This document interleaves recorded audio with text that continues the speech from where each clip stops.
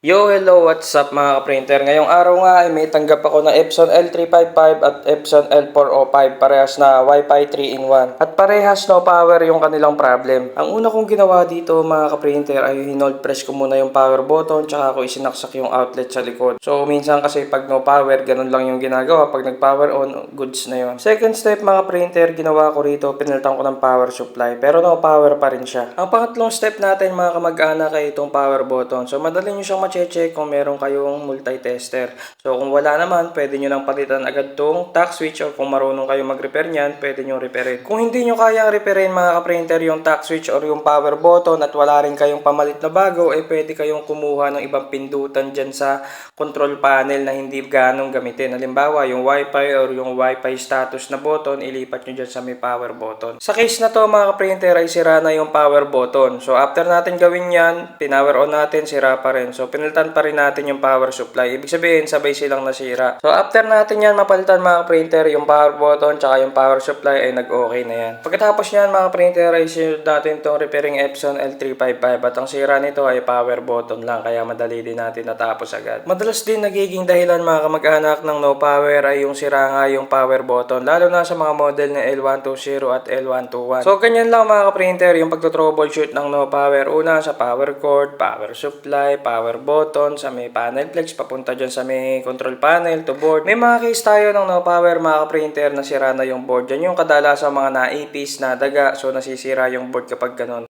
Tapos yung huli mga ka-printer ay yung mga nag-pre-printer head declogging. Pag pinalik yung printer head mga ka-printer at nag-no power yung machine, ibig sabihin nun nag-short na yon, shorted na. So masisira na yung printer head nun, tapos kung nasunog pa yung flex plus no power na yung board. So kapag ganoon mga ka-printer, hindi kayo pwedeng basta magpalit lang ng board. Kasi nga pagka pinalitan nyo lang yun ng board, automatic no power pa rin yung kasi nga shorted na yung head nyo. Kapag ganoon ang nangyari mga ka-printer, kailangan nyo magpalit ng bagong board at bagong head. Kung nagtitipid naman kayo at kaya nyo repairin yung board, magpapalit lang kayo doon ng dalawang power transistor tsaka isang power IC. Yun lang, subscribe!